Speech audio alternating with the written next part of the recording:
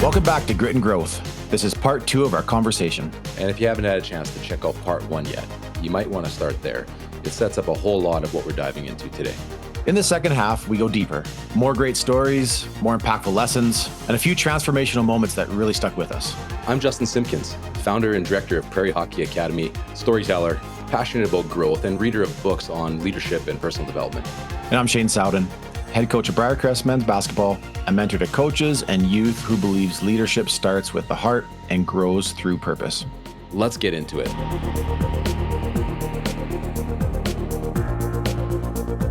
Rod, you got to spend some time with Corey Mace from the Rough Riders lately, and the Riders just won a Grey Cup. That's big. That's big news around here. And so, just speak a little bit about that relationship that you have with Corey, and then, there's a significant challenge he had as a coach this year with Brett Lauder, his kicker, and just want to get your perspective on that. Well, it's funny you say that I have a relationship with Corey. I'd never met him until that night. Two Saturdays ago, whatever it was, in Milestone. And I was sitting there 30 minutes before the banquet scribbling down my speech, which I hear this, "You don't have your speech done yet." This big barreling voice coming through the tables. It's Corey Mace. He's got his arms this wide. He's coming in for a bear hug. I'm like, I never met this guy. That's him. And then we had 15 minutes of uninterrupted talk time about mutual friends and things like that. And then we got into the hot stove, and I said, of all the questions, the one I want to ask you is how you dealt with Brett Lauder and why you stuck with him despite having the worst statistical season of his career. Brett Lauder, his kicker, 68% on kicks, or maybe lower than that. He goes, "Oh, never once thought that I would give up on him or we were going to cut him. I actually told him, I need you to figure this out because I need you kicking in the Grey Cup," and walked away. And I was like, and then he didn't get into what they did. I think they brought in some kicking specialists, some mental strength coaches. There was a lot went into Brett because there was off-field issues, nothing major. It's him and his wife having a baby, nothing bad, but distractions.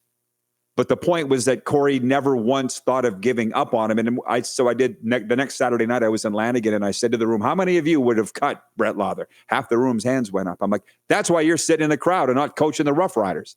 And Pinball Clemens is a really close friend of mine, and they've won multiple Grey Cups. The Argos were lost without Pinball. And I said to him, Pinner, what's your secret? Not on the air, it was off the air. And he goes, valuing people. So the bigger story, this isn't what you asked, but just simply, we live in this discardable society. People are fired all the time, breakups, you name it. It's very hard to deal with.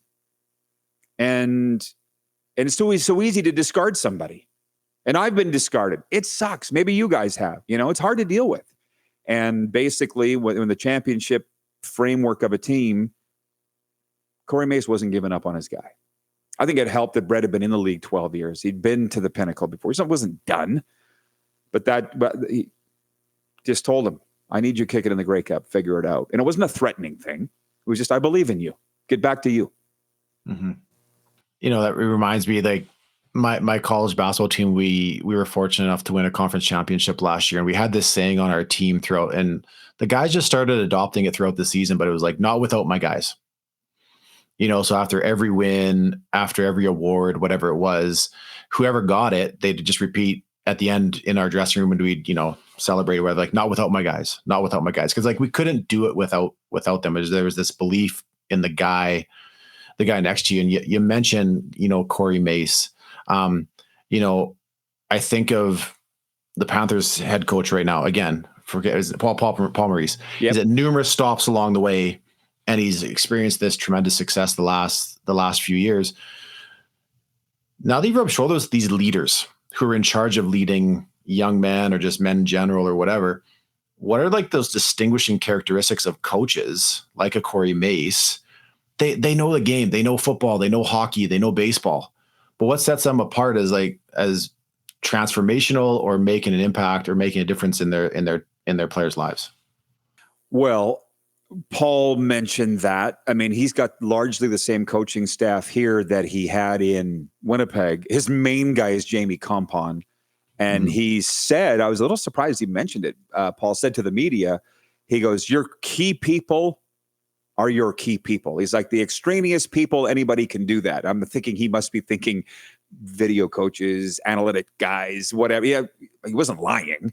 But he's like, when you have your people, you stick with your people, number one. And then number two organizations that I'm pretty close to, the Panthers here and then the Vegas Golden Knights, are both owned by military guys, both West Point grads. And to be honest with you, military, I've done a lot of work in addictions and mental health with soldiers. And the way they live, unbelievable. I'll tell you a quick story. As when I was voice of the Riders, you know, the Mosaic Stadium and the Armory are right across the road from each other. So the Army brought me over and said, would you mind working with our soldiers on mental health? I'm like, I'm not qualified to do that. And they're like, no. Our guys see what we do very similar to what you guys do on the football field. And I'm like, yeah, nobody's going to die out there. Like I pointed out the window, nobody's going to die there on the weekend. It's not the same. And he goes, well, our guys think it is. So would you mind? I'm like, yeah, that's how it started, working with the military. But it was these guys, they have each other's lives in each other's hands every day. So you need somebody that you can trust. I feel like I went off a road, but I'm bringing it back here. You need to have the people that you rely on. And if they prove that they can't be relied on, they probably got to go, or they aren't your key people. So that's it. These hockey teams run on that military way of thinking. And I think this distinct quote from a staff member in Vegas was, our owner doesn't play. You get caught pulling some shady stuff, you're gone. And I understand in Carenport, maybe it's 2, 3, 4 strikes. I don't know. It's not a National Hockey League program, but the concepts are I'm sure they're the same. Yeah, absolutely. I think this has been a common theme that we've heard some other leaders speak about on here as well. Like if we're talking about coaching, if we're talking about young athletes and we're leading them, we can definitely set a standard and we can try and hold them to that. But if we're, as the leaders, not being the ones pulling that weight, not being the ones leading with trust and earning that trust, then how do we expect them to do it? And I think that's been the downfall when I've seen some coaches in the past. Yeah, well, it always starts at the top. And it's funny, you brought up off the start of the interview, you were like coaches, players, owners, broadcasters, because trainers, we are all part of a team, right? And it's hard to keep everybody on the same page. But I will remember, I don't want to say the team, but we brought in, over periods of time, we brought in at times motivational speakers or mental strength coaches. And on one of them, our owner came in. He's like, I want to take part in this. I want to take part. Oh, sure, it's your team. You can. Comes in 15 minutes late, leaves 15 minutes early. And when the session was over, the mental strength coach goes, who was that guy? We're like, that's our owner. There's your problem. This is the guy at the very top. He's late and he leaves early. That's what kind of example is that sending? So they're looking at you. Whether you know it or not, they're looking at you. Hey everyone, check out our new book, Significance Over Success, packed with real stories, reflections, and lessons on what it truly means to grow with purpose. Hey everyone, it's Shane here. If you've been listening to the show for a while, you know I'm passionate about coaching. Not just running practices or drawing up plays, but building culture, leading well, and helping athletes grow as people. For me, one of the biggest game changers in my coaching journey has been working with my mentor, JP Nurbin, and his program at TOC Culture. Now, TOC is all about transformational coaching, giving you a clear framework, the tools you need, and the accountability to apply them with your team. And now they've launched something brand new, the Coaches Gym. It's an all-inclusive hub for transformational coaches. Inside, you'll find courses on working with sports parents, managing playing time without the drama, building the foundations of great coaching, and earning your transformational coaching and culture certification. Plus, there's an entire library of ready-to-use tools and systems to equip you to build a championship culture, and a private community of coaches who are walking the same path you are. Now, I started working with JP back in 2018, and it was a game changer for me as a coach in my program. I've gone through the certification process, I've used the tools, And it's been massive in our success the last few years of building a championship culture, both on and off the court. If you're serious about becoming the kind of coach your players remember for life, you've got to check it out. And because you're a Grit and Growth listener, you can save $50 when you sign up. Just go to tocculture.com and enter Grit Growth as the coupon code. That's all caps, one word, GRITGROWTH.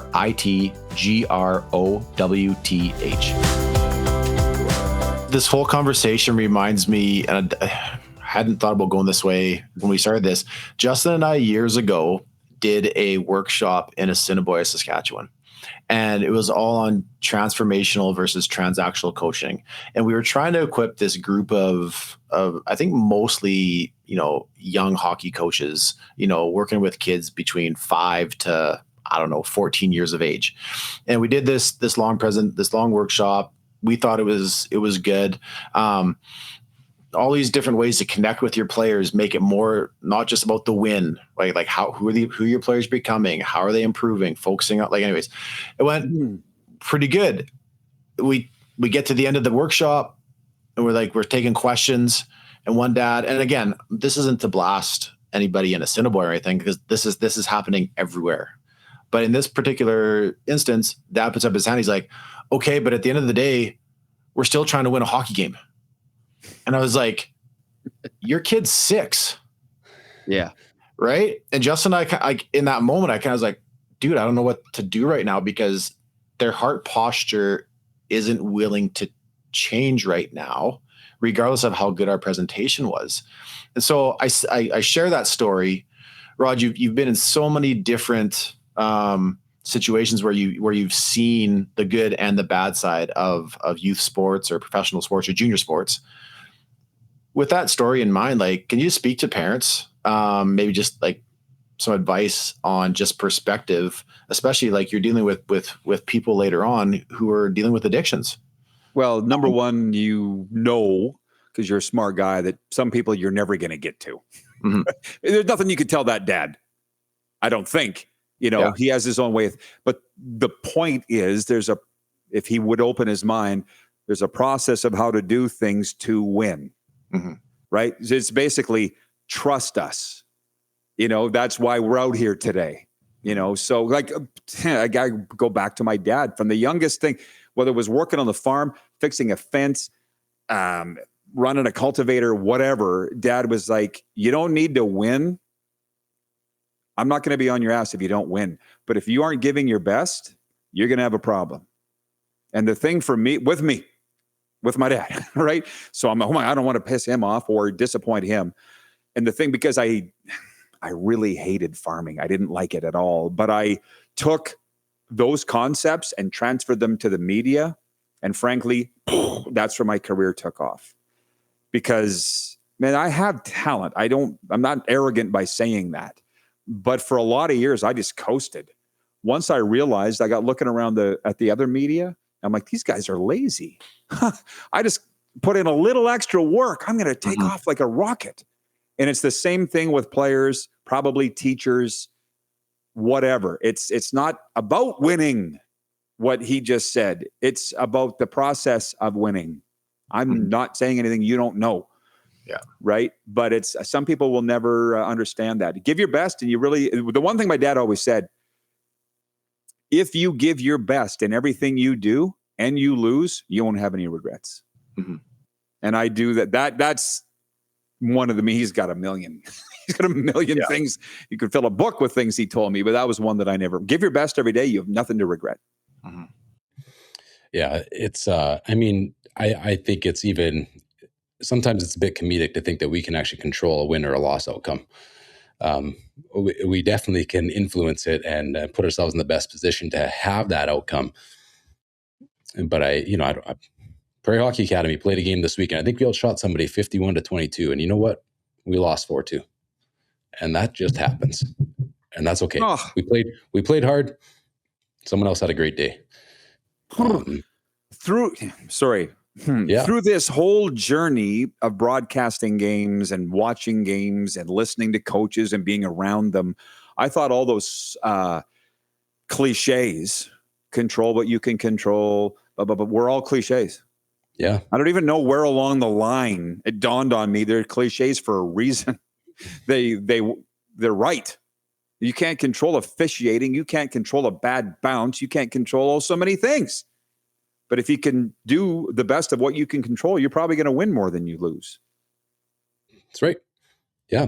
It was almost like Moneyball needed to be written and released for people to recognize that there's like a certain guarantee. And then after that, right, there's a certain amount of luck.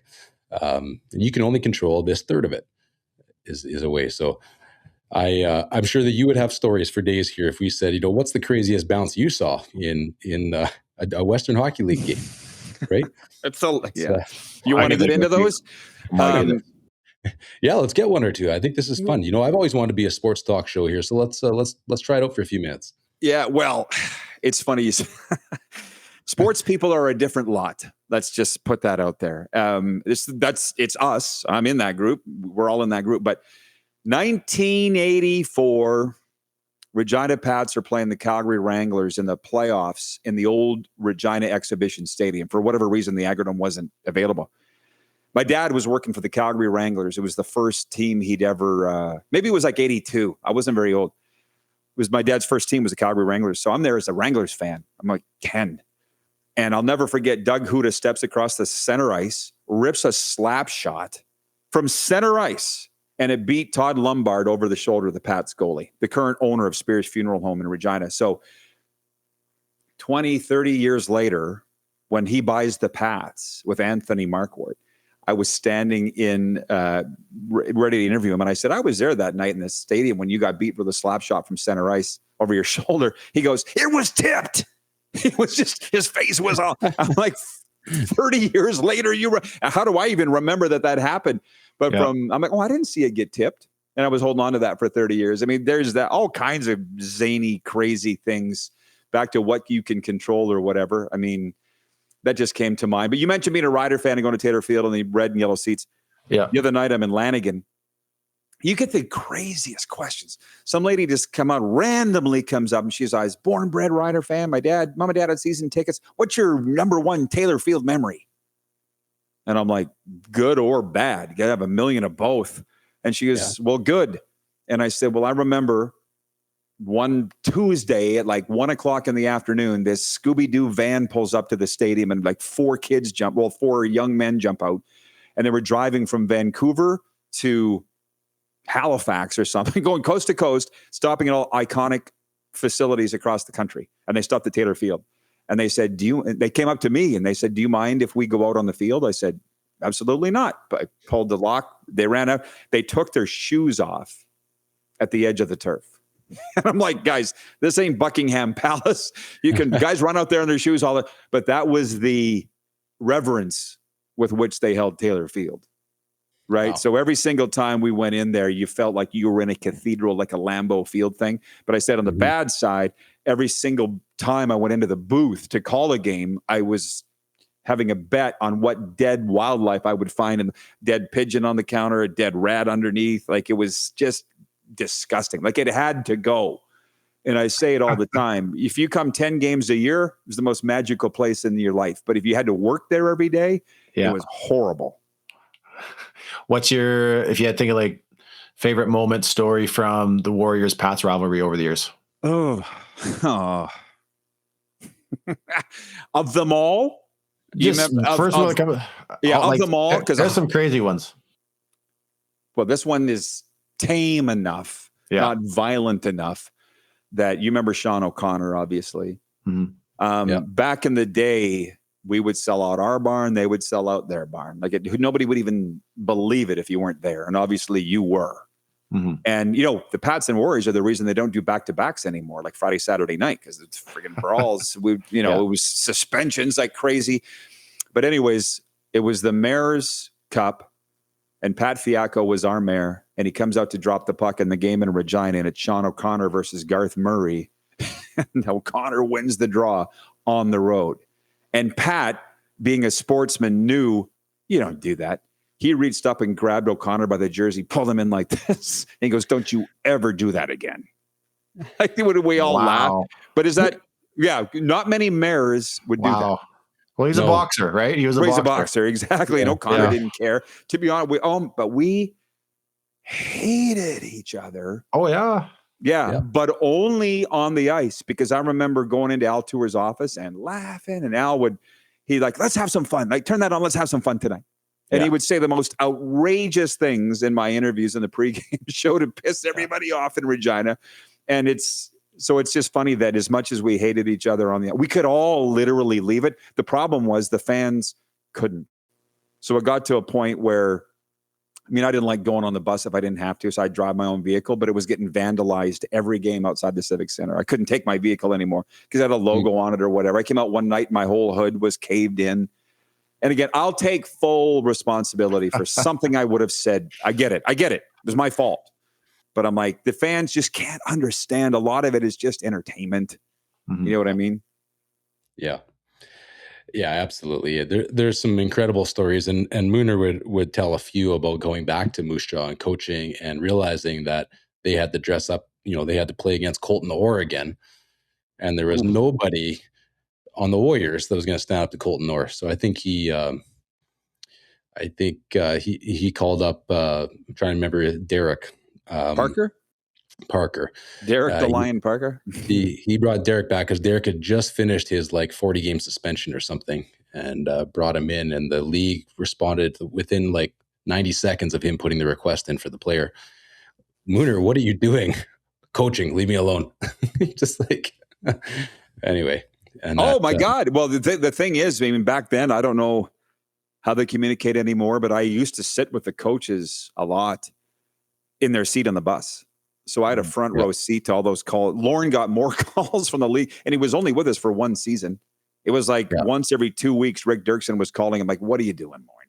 And he would have to explain his antics, why he sent out so-and-so again. So one time we were pulling out of Kamloops to go to Prince George. Hunsey was our coach, and I'm sitting beside him. And I was between wives at the time. He's like, would you consider dating my sister? I said, does she look like you? He goes, a little. I said, no, thanks. But I was honored that he would consider it. Curtis and I were very, very, very, and still are very close friends. I texted him the other day about the start that they've had with the Raiders. Unbelievable. Hunsey's doing the exact thing that he should be doing, and that's a general manager doing a fantastic job. Yeah, absolutely. Rod, I just want to say thank you for your time. I know you've got a lot on the go. And so for you to give us some time today to come back on the show and speak and share a little bit of your heart, your background, and just your purpose in life today. I appreciate that story of just knowing, why you're here and what you're supposed to do next. And I think your story is going to resonate. And I'd be remiss if I didn't ask, if somebody needed help today with addiction and there was a way to reach out, could you share some of those details with the organization that you're a part of? Well, number one, the pleasure is absolutely all mine. It's always fun telling these stories. And Pedersen Recovery is the company, Pedersen Recovery Incorporated, and Twitter, Instagram, Facebook. But you can go to my other just personal show account, whatever. You'll find me. DM me. I was going to offer it anyways. I do all the time. That's what I'm here for, is I would hope somebody would reach out. It's very, very, very hard to reach out. Asking for help does not make you weak. It actually makes you're very strong if you do that. I was too stupid to do that. I was forced into recovery. And I want people to know it doesn't have to go that long. You don't have to suffer as much pain. If there's parents watching this or your players, I'm here, man. I've been through it all and survived. So I want to help people do the same thing and hopefully lessen the damage. Appreciate that. Thanks for the opportunity, guys. Thanks so much for listening to Grit and Growth. Yeah, hey, if you enjoyed that episode, it would mean a lot to us if you shared it with a friend, a teammate, a family member, or just left us a quick review wherever you listen. That's how we reach more people and keep great guests coming your way. Yeah, and if you haven't already, hit subscribe so you don't miss future episodes with incredible guests and real stories that'll change and inspire you. And until next time, stay curious, stay humble, and keep growing.